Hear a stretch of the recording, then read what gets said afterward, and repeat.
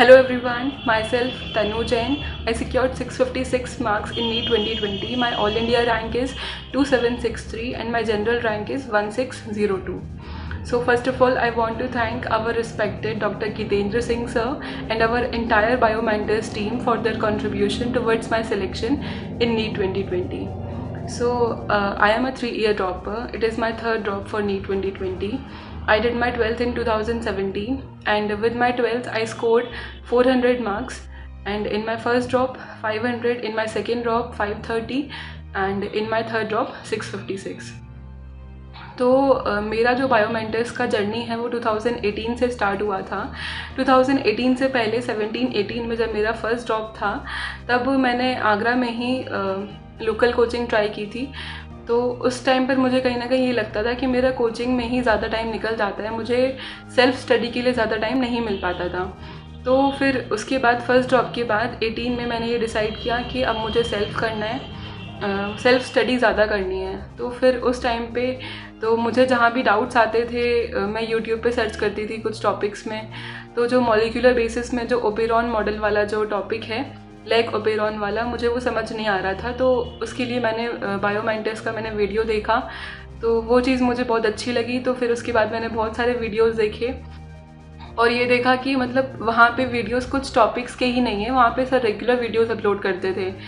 तो फिर मुझे लगा कि हाँ ज्वाइन करना चाहिए, बहुत हेल्पफुल है। तो फिर मैंने पूरे साल सर के वीडियोस लेक्चर्स फॉलो किए, पूरे साल टेस्ट दिए, DPB सॉल्व की, but still unfortunately I secured 530 marks in NEET 2019।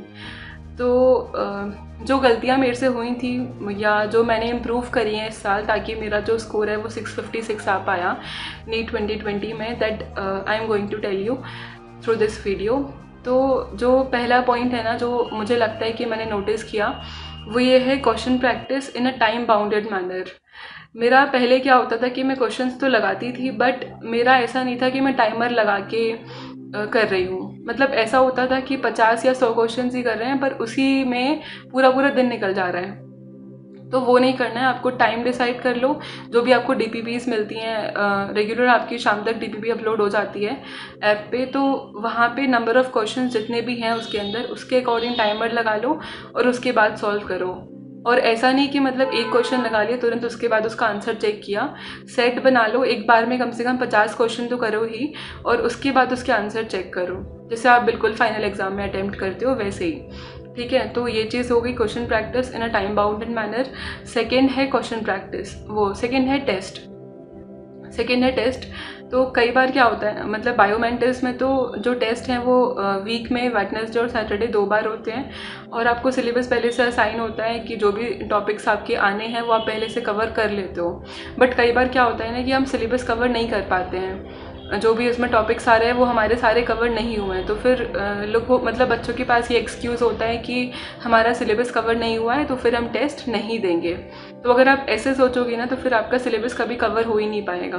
मतलब जिस दिन आपका नीट होता है ना, उस दिन भी आप किसी भी नीट एस्पिरेंट से जाके पूछोगे कि हाँ भाई 100% सिलेबस तैयार है, तो उस दिन भी कोई भी आपको श्योरिटी से नहीं बोल सकता कि हाँ मेरा 100% सिलेबस तैयार है। तो आपका कितना भी सिलेबस हुआ हो, आपको टेस्ट ज़रूर अटेम्प्ट करना है। ठीक है, सेकंड चीज़ ये हो गई, आपको टेस्ट कोई भी नहीं छोड़ना है, सारे अटेम्प्ट करने हैं। थर्ड चीज़ है टेस्ट एनालिसिस। टेस्ट एनालिसिस बहुत इंपॉर्टेंट है कि मतलब अगर आप अपनी गलतियों को पहचानोगे नहीं, आपको पता ही नहीं है कि आपसे मिस्टेक्स कहाँ हो रही हैं, तो फिर आप उनको ठीक कैसे करोगे। ठीक है, तो जो भी बायोमेंटर्स में मैं भी, मतलब मेरे से भी पहले यही गलतियाँ होती थी कि टेस्ट तो मैं करती थी बट स्कोर देख लिया, रैंक देख ली, ठीक है, बट उसको एनालाइज नहीं किया कि हमसे मिस्टेक्स कहाँ हो रही हैं, कौन से क्वेश्चन हमसे छूट रहे हैं, वो हमसे छूट क्यों रहे हैं, वो सारी चीज़ें उनको देखो। तो जब आपका बायोमेंटर्स में तो रात तक रिज़ल्ट आ जाता है और हर एक टेस्ट के नीचे, हर एक क्वेश्चन के नीचे उसका एक्सप्लेनेशन दिया रहता है, तो उस एक्सप्लेनेशन को ज़रूर पढ़ो। कई बार क्या होता है कि हमें उस की एक्सप्लेनेशन में बहुत सारी नई चीज़ें मिल जाती हैं जो हमें नहीं पता होती हैं।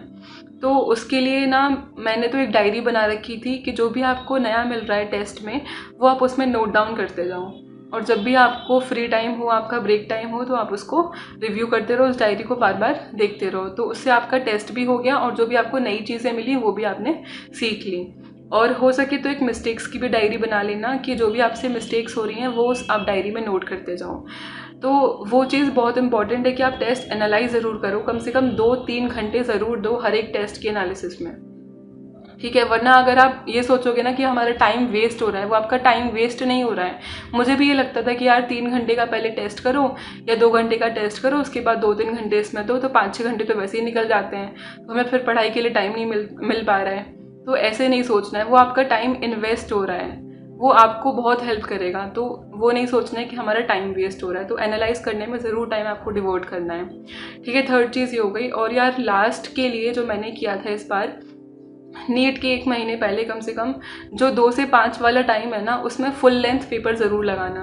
मतलब हमारे टाइम पे तो अभी ये था कि कोविड का रीज़न था, तो मैंने तो ऑनलाइन जो एनडीए अभ्यास पे टेस्ट आते थे, बायोमेंट्रिक्स पे जो टेस्ट आते थे, वो फ़ैन ऑफ करके मास्क लगा के उसके बाद मैंने टेस्ट अटैम्प्ट किए हैं। तो वो जो 2 से 5 वाला टाइम है ना, वो बहुत हेल्पफुल है। ऐसा नहीं कि आप कभी भी किसी भी टाइम टेस्ट अटैम्प्ट कर रहे हो। बायोमेंट्रिक्स में तो जो भी टेस्ट आते हैं वो आपको पूरे दिन अवेलेबल होते हैं, बट आप उसी टाइम को चूज़ करना। और जब आपके टॉपिक टेस्ट होते हैं ना, उस टाइम पर भी आप 2 से 5 वाले टाइम में ही उस टेस्ट को अटैम्प्ट करना। वो मे बी आपका 1 घंटे का हो, 2 घंटे का हो, बट आप उसी टाइम में अटैम्प्ट करना, ठीक है। तो आप 2 से 5 वाला टाइम ही चूज़ करना टेस्ट सॉल्व करने के लिए। और मतलब लास्ट का जो 1 महीना है ना, उसमें तो आप रेगुलर सिटिंग की प्रैक्टिस बना लेना कि हाँ, हमें 2 से 5 वाले टाइम में टेस्ट ज़रूर लगाना है।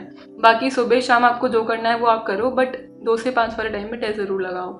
और लास्ट टाइम पे बायो के लिए जो बायोमेंट्रिक्स के की नोट्स हैं ना, वो ज़रूर देख लेना, क्योंकि लास्ट में क्या होता है ना कि एनसीईआरटी हम इतना नहीं पढ़ पाते हैं। मतलब हर एक चैप्टर का आप पेज, हर एक लाइन टू लाइन आप नहीं पढ़ सकते हो।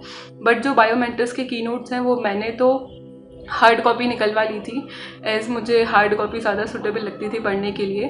तो मेरे पास हर एक चैप्टर के की नोट्स थे, मतलब हार्ड कॉपी में, तो मैं उसको पढ़ती थी। और आपका उसको पढ़ने में मतलब एक चैप्टर में हार्डली आपको 10 से 15 मिनट लगेंगे।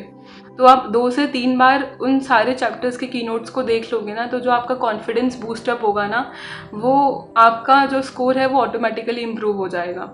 और अगर आप बायो में स्कोर कर ले जाओगे तो आपका फिर ओवरऑल स्कोर भी अच्छा बन जाएगा, ठीक है। तो एक ये चीज़ हो गई। तो बायोमेंट्रिक्स के जो की नोट्स हैं वो ज़रूर आपको पढ़ने हैं लास्ट टाइम पे। और हाँ यार, मतलब सर इतना हमारे साथ लगे रहते हैं, सर इतना मेहनत करते हैं, तो हमारा भी फ़र्ज़ बनता है कि हम उनको रिटर्न गिफ्ट दें, उनको गुरु दक्षिणा दें। तो जो भी टॉपर्स हैं ना यार, वो मतलब लगे रहो, आपके जो एफ़र्ट्स हैं वो वेस्ट नहीं होंगे, आपको उनका रिज़ल्ट ज़रूर मिलेगा। मतलब मुझे ये लगता है कि अगर मैं कर सकती हूँ, I was a very average student during my school days. मेरा मैथ्स और साइंस में सी ग्रेड था इन माई 10th स्टैंडर्ड। तो अगर मैं अपनी मिस्टेक्स को इम्प्रूव कर सकती हूँ ना, तो कोई भी कर सकता है, ठीक है। और मतलब सर के वीडियोस ऐसे होते हैं, सर जो बीच बीच में हमसे बातें करते हैं, और मतलब जब हम वीडियोस देखते थे तो ऐसा लगता ही नहीं था कि सर हमारी मोबाइल स्क्रीन्स पर पढ़ा रहे हैं। ऐसा लगता था कि वो हमारे सामने ही खड़े होकर पढ़ा रहे हैं, ऑफलाइन मोड में हमें पढ़ा रहे हैं। तो और सर बीच बीच में जो बातें करते थे, उनसे इतना कॉन्फिडेंस मतलब बूस्टअप होता था कि हमें जब भी लो फील हो रहा है तो सर की मोटिवेशनल वीडियोस इतनी अच्छी होती हैं, उनको जाके देख लो। और एक सबसे बड़ी चीज़ कि आप डॉक्टर से पढ़ रहे हो, जो आप बनना चाहते हो, जो आपका ड्रीम है, आप उसी से पढ़ रहे हो, आप वही आपको पढ़ा रहा है। तो वो चीज़ एक बहुत बड़ी है। और एक यार ये भी मोटिवेशन रखो अपने माइंड में कि आपको बस नीट क्रैक करके सर से मिलने जाना है। मतलब हमारे लिए तो वही हमारे रोल मॉडल हैं, वही हमारे सेलिब्रिटी हैं। मतलब सब लोग सेलिब्रिटी से मिलने के लिए एक्साइटेड रहते हैं, तो हमें उनसे मिलने के लिए एक्साइटेड रहना है। नीट क्रैक करो और फिर सर से मिलने जाओ, तो उस चीज़ का भी मोटिवेशन रखो। और यार ड्रॉपर्स के लिए मेरा लास्ट में यही मैसेज है कि दुनिया उगते सूरज को सलाम करती है, बट हर एक सूरज को उगने के लिए पहले डूबना भी पड़ता है। तो फेलियर्स जो है ना आपके, वो बहुत इंपॉर्टेंट पार्ट है आपकी लाइफ का।